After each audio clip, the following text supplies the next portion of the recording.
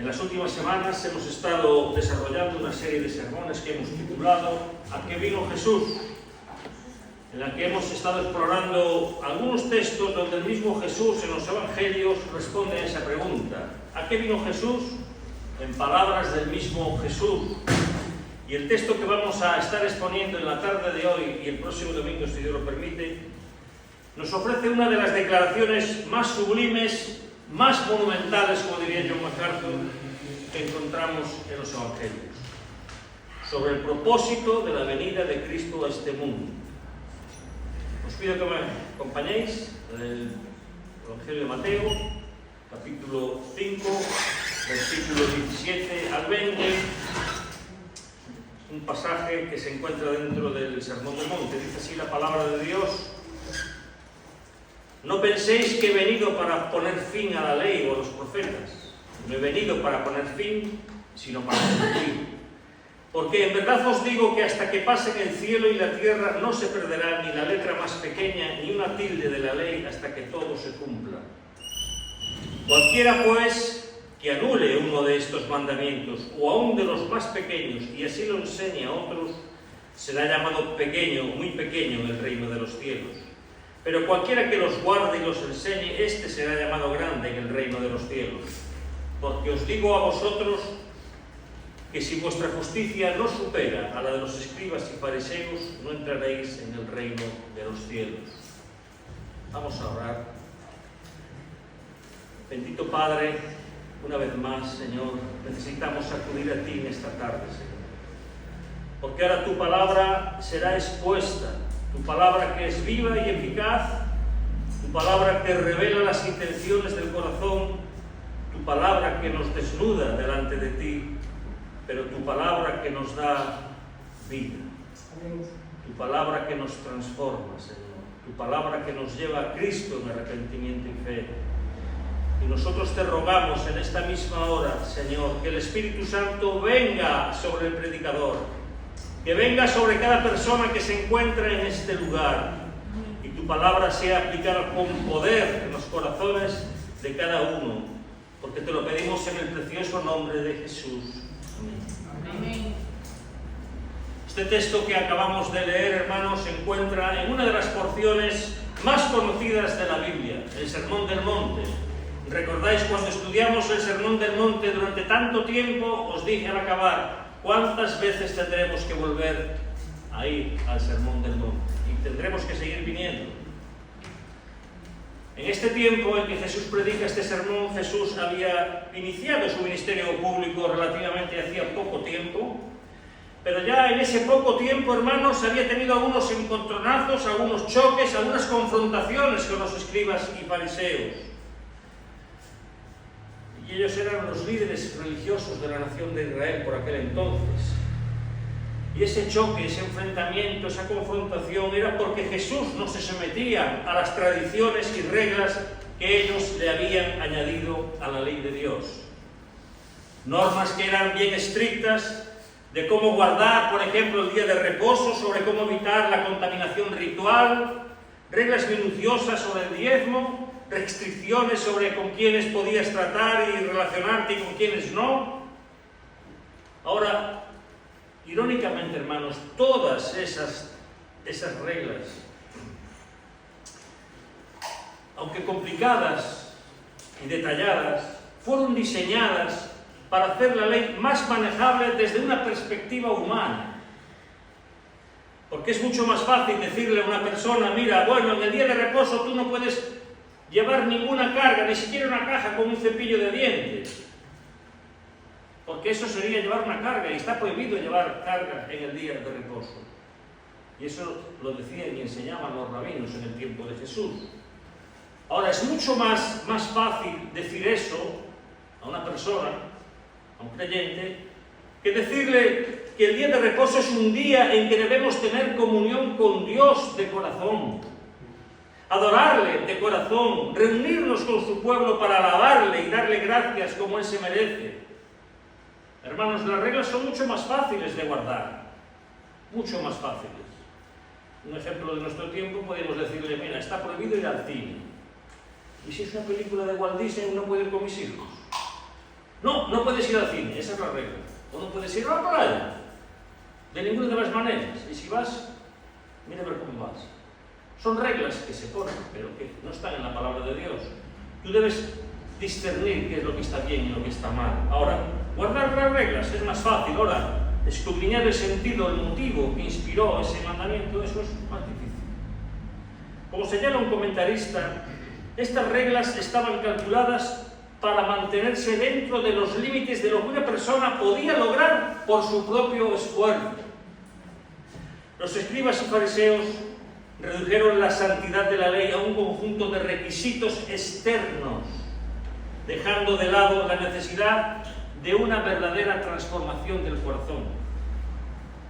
De hecho, en el Evangelio de Marcos, capítulo 13, versículo 7, Jesús acusó a esos escribas y fariseos de invalidar la palabra de Dios con sus tradiciones, porque lejos de llevar a los hombres a reconocer su pecado, a reconocer su necesidad de la gracia de Dios, estas reglas lo que hacen es producir una falsa seguridad en esas personas, basada en esas obras externas. Y hermanos, eso es lo que hace el legalismo en el día de hoy. Tú te acomodas a esas obras externas, las cumples a los ojos de los hombres, pero tu corazón tal vez esté lejos de Dios.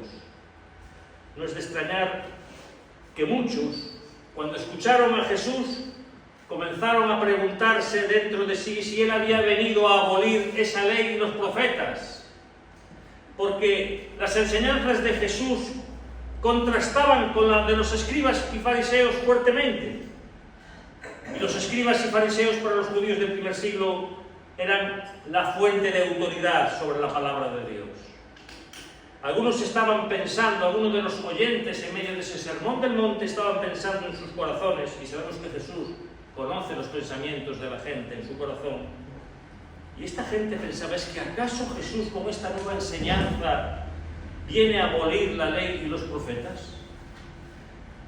Bueno, es esa inquietud que Jesús percibe en el corazón de la gente, por lo que Él responde en este pasaje que vamos a ver y a considerar en el día de hoy y el domingo próximo también. Y aquí encontramos básicamente 4 cosas. Veremos 2 hoy y 2 el próximo domingo. La primera la encontramos en el versículo 17. Y es que Jesús no vino a cancelar, no vino a anular el Antiguo Testamento, sino a ¿qué? A cumplirlo. Dice el versículo 17, no penséis que he venido para poner fin a la ley o los profetas, no he venido para ponerle fin, sino para cumplir.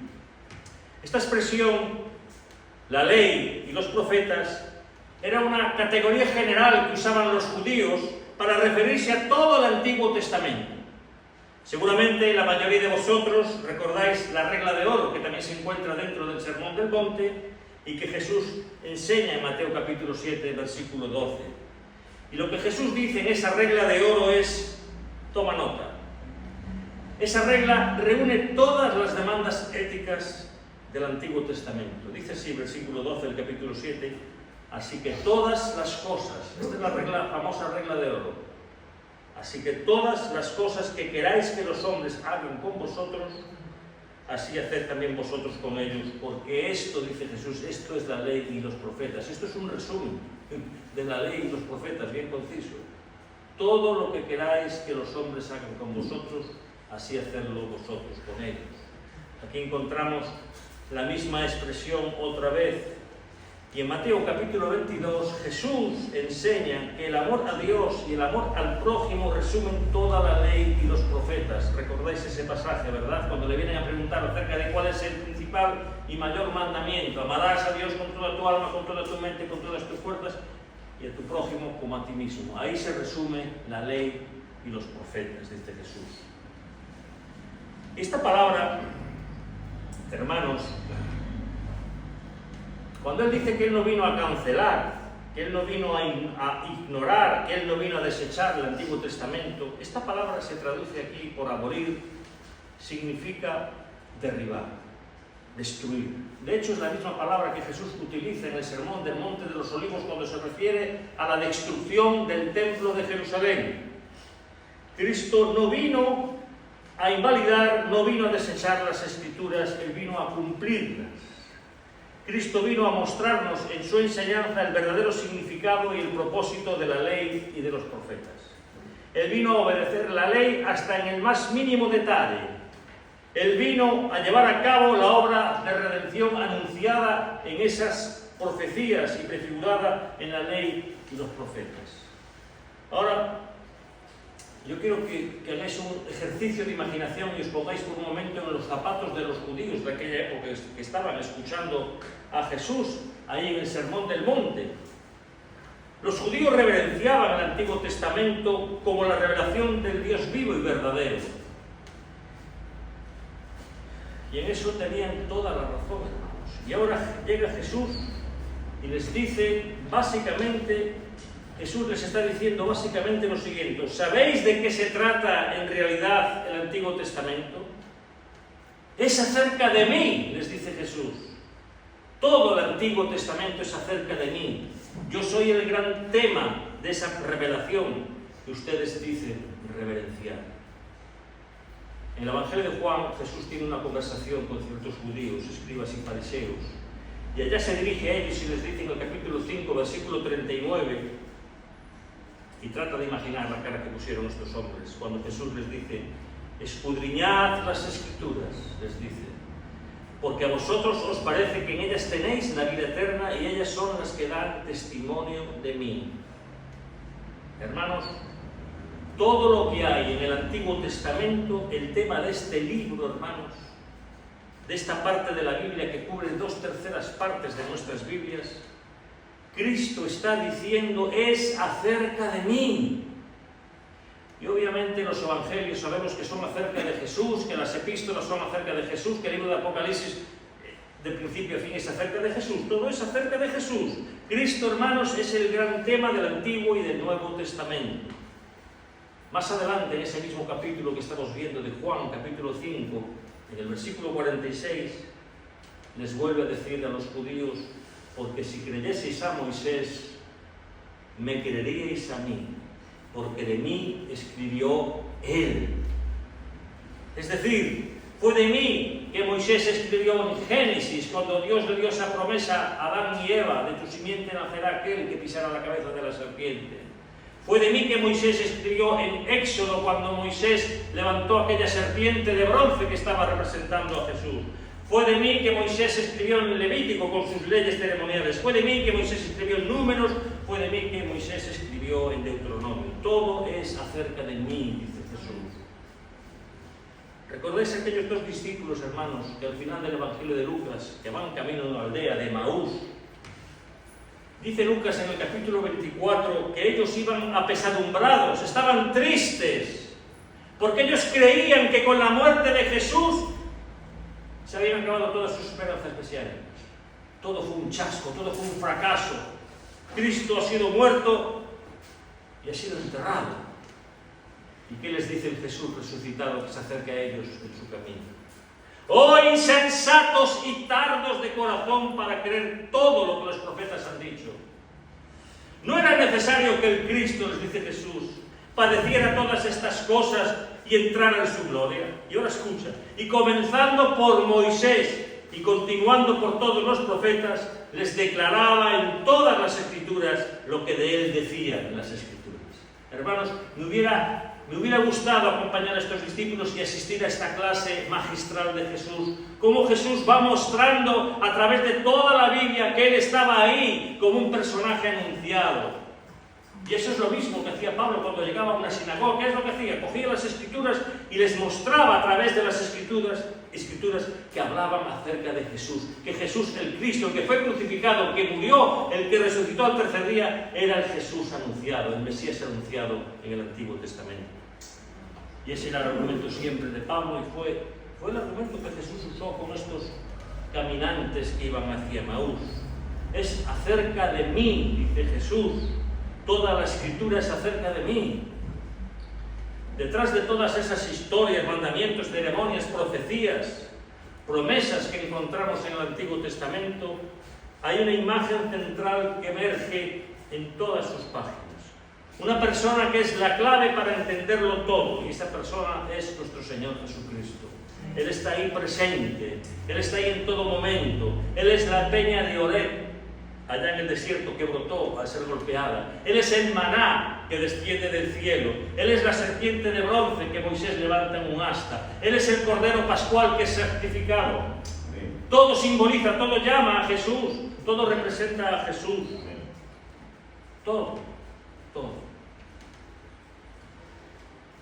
Todo llama a Jesús.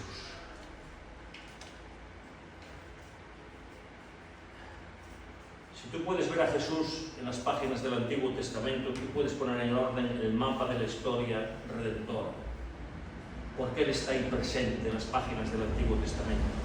Ahora, debo de aclarar, hermanos, que eso no quiere decir, por supuesto, que todos y cada uno de los versículos del Antiguo Testamento hablan directamente de Jesús, porque no es así.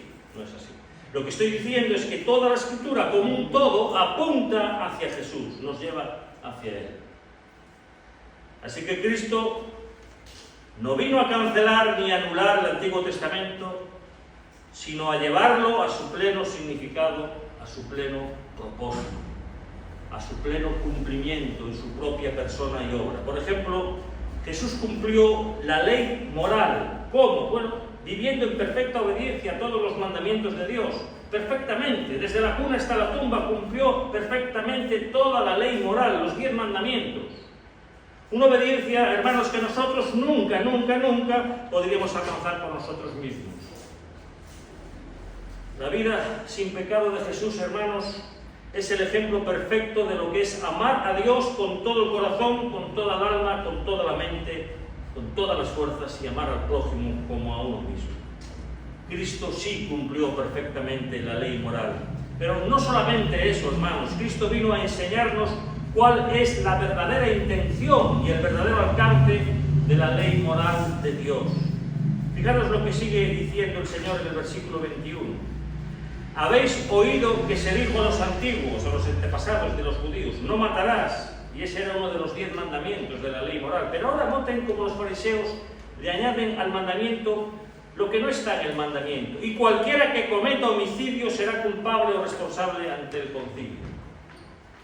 Aquí está la regla añadida de los escribas y fariseos. Y ahora Jesús dice: pero yo os digo que todo aquel que esté enojado con su hermano será culpable ante la corte, y cualquiera que le diga racá, cabeza hueca, imbécil, y muchas palabras, ¿verdad?, que se dicen, insensato, inútil, a su hermano, será culpable ante la Corte Suprema, el Sanedrín. Y cualquiera que le diga racá o moré, otra palabra, idiota significa, será merecedor del infierno de fuego. O sea, Jesús no está llevando la ley mucho más allá que lo meramente externo. Tú puedes ser una persona que no has matado a nadie, pero en tu corazón alojas una ira, un enojo contra tu hermano, que es pecaminoso. Eso es la raíz que nace de tu corazón. Y eso es pecado a los ojos de Dios. Jesús va más allá. ¿Os dais cuenta cómo Jesús toma toda la ley sin cambiarla? No la cambia y la lleva a su verdadero alcance, a su verdadera intención espiritual. Sigue diciendo: habéis oído que se dijo: no cometerás adulterio. La Biblia dice: no adulterarás, pero ellos dicen: no cometerás adulterio. Pero Cristo dice: pero yo os digo que todo el que mire a una mujer para codiciarla ya cometió adulterio con ella en su corazón. El verdadero alcance, la verdadera intención de la ley, y en otras palabras, la ley no solo tiene que ver con nuestro comportamiento externo, lo que los ojos ven. La ley tiene que ver con nuestro interior, con nuestros deseos, con nuestros pensamientos, con nuestras motivaciones. Así que Cristo cumplió la ley moral de Dios. Cristo cumplió también la ley ceremonial, es decir, esa parte de la ley, hermanos, de la cual nosotros ya estamos exentos, esos ritos y ceremonias del Antiguo Testamento que aplicaban solamente para los judíos, como la circuncisión, como la Pascua y todas esas cosas que solo pertenecen para el pueblo judío. Todos esos elementos eran una sombra que apuntaba hacia el sacrificio perfecto de Jesús que se llevaría a cabo en la cruz del Calvario. también cumplió Jesús en su propia persona todas las profecías que hablaban de la redención en el Antiguo Testamento, que anunciaban de antemano al Mesías que había de venir, desde los tipos y figuras como el Cordero Pascual o como esa serpiente de bronce que Moisés levantó en el desierto, hasta profecías tan directas como Isaías 53, escritas 700 años antes de la muerte de Jesús. Tú lees ese pasaje de Isaías 53 y dices, ¿cómo puede ser esto? ¿Cómo se pudo llevar a cabo tan perfectamente el cumplimiento del sacrificio de Jesús y los motivos que lo llevaron a morir por su pueblo? Como cordero fue llevado al matadero, dio su vida en expiación por el pecado de muchos. Todas esas cosas las cumplió Jesús en su persona. Todas. Todo el Antiguo Testamento converge en Él, apunta hacia Él. El Antiguo Testamento es como un gran mosaico, hermanos, en el que todas las piezas forman una imagen central, la imagen de una persona. Y esa persona es Jesucristo y es la clave para entenderlo todo. Y repito, eso no quiere decir que cada versículo del Antiguo Testamento nos esté hablando acerca de Jesús o por la obra de Jesús. Pero el Antiguo Testamento en su totalidad tiene un propósito central. ¿Sabéis cuál? Revelarnos la necesidad de un Salvador, prepararnos para su venida y guiarnos hacia Él. Ese es el propósito del Antiguo Testamento.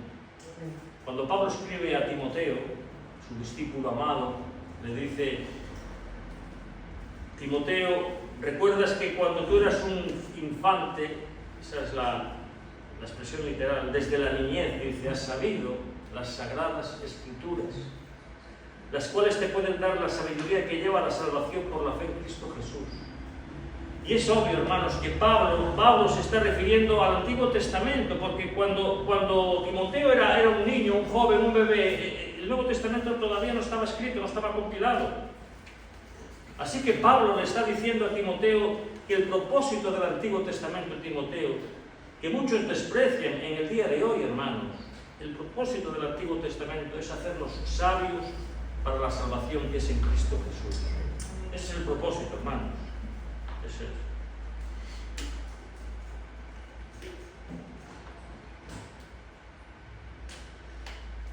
Seguramente muchos de vosotros conocéis el cuento infantil, o habéis oído ese cuento, o lo habéis leído. Los cuentos de Grimm, Hansel y Gretel. Era Hansel, mientras se internaba en el bosque, ¿qué hacía? Iba dejando migas de pan. ¿Para qué? Para que le sirviesen como señales para poder volver a su casa. Bueno, lo que estamos diciendo, hermanos, es que en el Antiguo Testamento, desde que comienza el libro de Génesis, Dios nos va dejando en su revelación un montón de señales, y no migajas de pan, hermanos. Porque si recordáis la historia de Hansel y Gretel, ¿qué sucedió? Pues Hansel iba tirando las migas de pan y las aves del bosque se las iban comiendo. Pero en este caso no es así, hermanos. Dios, en el Antiguo Testamento, nos dejó un montón de señales sólidas y permanentes, que nos sirven de mapa para llevarnos de vuelta hacia el Padre por medio de Jesucristo.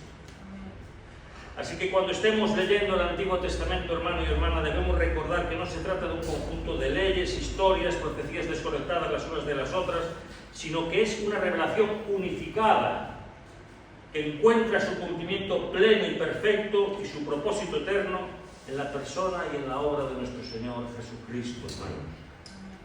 Y ahora, después de haberte dicho esto, yo te pregunto, mi amado hermano, hermana, ¿tú lees regularmente el Antiguo Testamento? Si yo dijera ahora mismo, abrid vuestras Biblias en el libro de Sofonías, ¿cuánto tardaríais en encontrar ese libro? ¿Sabríais dónde está? ¿Entre qué otros se encuentran? Porque ese libro, Sofonías, Miqueas, Ageo, no importa. Todo ese libro, ese compendio de libros que hoy llamamos Antiguo Testamento, eran tan importantes, hermanos, eran tan importantes para el Señor Jesucristo, que Él está diciendo aquí: yo no vine a anular esa parte de la Biblia, ninguna. La pregunta es, ¿por qué no la estás leyendo? ¿Por qué no la estás tomando en serio si Cristo la tomó tan en serio, esa parte? tan en serio, mis hermanos, que fijaros lo que dice Jesús en el versículo 18, y esto nos lleva a nuestro segundo encabezado, a nuestro segundo punto que veremos de una forma más breve. Ya vimos que Cristo no vino a anular el Antiguo Testamento, sino a cumplirlo. Pero en segundo lugar, vemos también que Él vino a establecer el carácter permanente de toda la palabra de Dios, incluyendo el Antiguo Testamento. Él vino a establecer el carácter permanente de toda la palabra de Dios, incluyendo el Antiguo Testamento. Mateo 5:18 dice: porque en verdad os digo. Y esta palabra, que se traduce porque en verdad os digo, en el original griego es una sola palabra. ¿Sabéis cuál es ya, verdad? La palabra amén. Amén. Y lo que esta palabra amén significa básicamente es algo que es absolutamente veraz, algo absolutamente confiable. Cuando Cristo decía amén o amén, amén, yo os digo, lo que Él está diciendo es que lo que voy a declarar a continuación es extremadamente importante. Y ahora dice Cristo, después de haber dicho, porque en verdad os digo, que hasta que pasen el cielo y la tierra. Tú fíjate qué declaración más monumental. Hasta que pasen el cielo y la tierra, es decir, hasta el fin del mundo, de esta era presente que conocemos tal como es. Hasta que concluya esta era y comience la eternidad. Y ahora te lo leo en la Reina Valera. Ni una jota, dice, ni una tilde pasará de la ley hasta que todo se haya cumplido. Necesitamos explicar un poquito esto, usando un lenguaje original de lo que Cristo está diciendo. Porque la palabra que se traduce como J en nuestras versiones, en nuestra versión, no es la letra del alfabeto español que nosotros conocemos con ese nombre. Es decir, en el idioma hebreo no existe la letra J. Es la palabra griega iota, que es el equivalente de la 10ª palabra del alfabeto hebreo.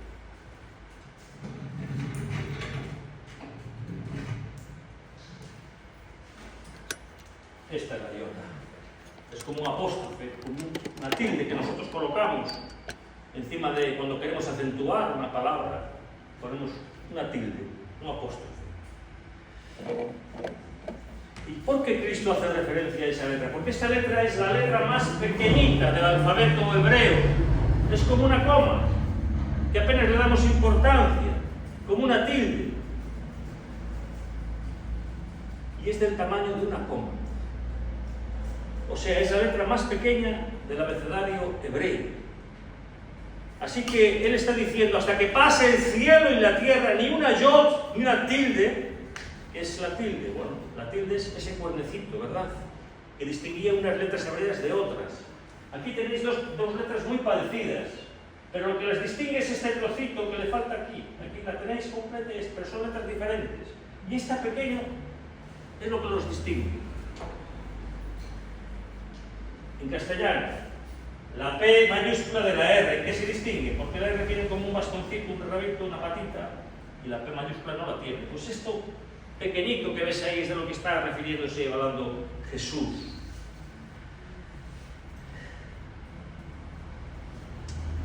Vamos a querer entender esto, hermanos.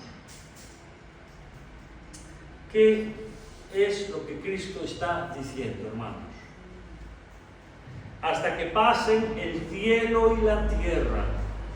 Considera lo que es el cielo y la tierra, hermanos. Ni la letra más pequeña del alfabeto hebreo, ni un pedacito siquiera de una letra pasará o caerá a tierra sin que tenga cumplimiento. Lo que Jesús está enseñando aquí, hermanos, de la manera más clara posible, más contundentemente posible, es la perfección y la autoridad absoluta que tiene la palabra de Dios, de toda la palabra de Dios. Lo que estamos diciendo, hermanos, es que en la Biblia no solo son importantes las grandes ideas, no solo son inspiradas las grandes doctrinas que encontramos en la Escritura, sino cada detalle, incluso los más pequeños, hermanos, no solo son inspirados por Dios, son responsabilidad de Dios. Salieron de la boca de Dios. Cada promesa, cada mandamiento, cada palabra, cada advertencia de la Biblia es completamente confiable, es eternamente vigente. La palabra de Dios es tan perdurable como el universo que Dios creó. Es lo que Jesús está diciendo. Hasta que pasen el cielo y la tierra, mi palabra permanece para siempre. De manera, hermanos, que eso tiene una implicación. De manera que aceptar la autoridad de Jesús implica aceptar la autoridad de la Biblia. Es imposible, hermanos, proclamar que nosotros creemos en Jesús mientras cuestionamos, ponemos en duda o rechazamos las Escrituras, o cualquier parte de las Escrituras. Yo te pregunto, hermano, mi hermano, ¿tú crees en Jesús? Tú tienes que creer entonces en este libro, en todo este libro. Toda la Escritura es inspirada por Dios, dice Pablo escribiendo a Timoteo de nuevo, y útil para enseñar, para redarguir, para corregir, para instruir en justicia. Por cuanto toda la Escritura salió de la boca de Dios, ¿qué es lo que Pablo está diciendo aquí? Que toda la Escritura salió de la boca de Dios y por lo tanto toda la Escritura es útil. Muchas personas en el día de hoy consideran la Biblia como un libro obsoleto. ¿Sabéis lo que significa obsoleto? Anticuado, ¿verdad? Desfasado. Un libro que no se le puede dar mucha importancia porque ya son tantos siglos que tiene encima de él que ya eso quedó anticuado, ya no sirve para el hombre moderno. Es lo que piensan muchos. Que al hombre moderno, al hombre de nuestra generación, no hay que decirle nada de lo que sabe. Pero escucha, mi amigo y mi hermano, si la Biblia es la palabra de Dios, y lo es, este libro nunca será irrelevante. Este libro no necesita ser reseteado, no necesita actualizaciones, no necesita ser adaptado, no. Somos nosotros los que nos tenemos que adaptar a este libro si no queremos perdernos. Amén. La sabiduría de Dios es infinita, hermanos. Él lo sabe todo. Lo que Dios opina acerca de cualquier cosa es lo que es y nada más, y no hay otra opinión que valga ni que sirva. Es la palabra de Dios que prevalece por encima de cualquier opinión humana, hermano. Así que cuando nosotros escuchamos la voz del mundo hablando, escuchando las opiniones del mundo que son contrarias a la Biblia, hermanos, con respecto, por ejemplo, al aborto, con respecto a la homosexualidad, con respecto a la ideología de género, con respecto a cualquier cosa, nosotros tenemos que decir como el apóstol Pablo: sea Dios verdadero, veraz, y todo hombre mentiroso. Amén. No queda otra. No queda otra. Este libro es la verdad. La verdad de Dios, la verdad absoluta, la verdad verdadera del Dios vivo. Es lo que Jesús está diciendo aquí, hermanos. Así que si tú no tienes a la Biblia en una alta, altísima estima, tú no estás pensando como Jesús piensa. No estás pensando como Él. Y déjame hacerte una pregunta para terminar en esta tarde. Tú eres de los que lee la Biblia todos los días, y no porque sea una obligación, lo leo, es que la tengo que leer porque es mi deber leerla. No, tienes que leerla porque anhelas, deseas leerla realmente, es tu anhelo. Porque si tú no anhelas de todo tu corazón conocer mejor a Dios, aferrarte a sus promesas, entender cada vez mejor lo que Él hizo a nuestro favor por medio de la persona de Jesús y su obra. Es por eso que el apóstol Pedro, dirigiéndose a creyentes, les dice: debemos desear como niños recién nacidos la leche espiritual no adulterada, para que por ella crezcáis para salvación, si es que habéis gustado la benignidad del Señor. ¿Tú eres creyente? Bueno, mira como un bebé recién nacido busca el pecho de la madre, desea la leche de su madre, es su instinto de vida. Pues dice Pedro, así todo creyente, no importa los años que lleves en la fe, no importa los años que te tengas por cristiano, todo creyente debe anhelar la palabra de Dios, así como un niño recién nacido desea la leche de su madre. Igual. Te pregunto, ¿este libro es un tesoro para ti? ¿Este libro es un tesoro para ti? Escucha lo que dice el salmista en el Salmo 119, que es un poema de amor dedicado a la Escritura misma. Dice, mejor me es la ley de tu boca, versículo 72, que millares de oro y plata. Tú puedes decir eso. Imagínate que alguien viene y te dice, mira, yo te voy a dar todas las riquezas materiales que anheles, todas, pero solo te pongo una condición, una sola. Tienes que deshacerte de la Biblia, ya no la puedes volver a leer nunca, nunca más. En el resto de tu vida no podrás volver a leer la Biblia. Contestarías así, no, mejor me es la ley de tu boca que millares de oro y plata. Amén. ¿Tú qué responderías? Dice el versículo 127 de ese mismo Salmo, por eso he amado tus mandamientos, más que el oro y más que el oro muy fino o muy puro.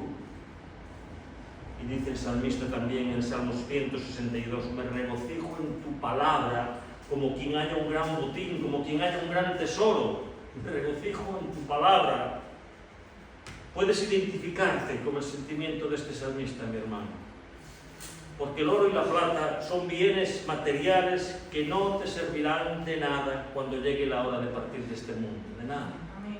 De nada. Y sin embargo las Escrituras nos ofrecen un tesoro que nos conecta con el corazón y con la voluntad de Dios por los siglos de los siglos. Amén. Amén. Valora lo que tienes. Dale valor a la palabra de Dios. Como Jesús le dio valor por encima de cualquier cosa. Porque pasarán los cielos y la tierra, pero esta bendita palabra no pasará. No es caduca, no se desactualiza. Siempre es igual. Es una palabra eterna. Amén. Gloria al Señor.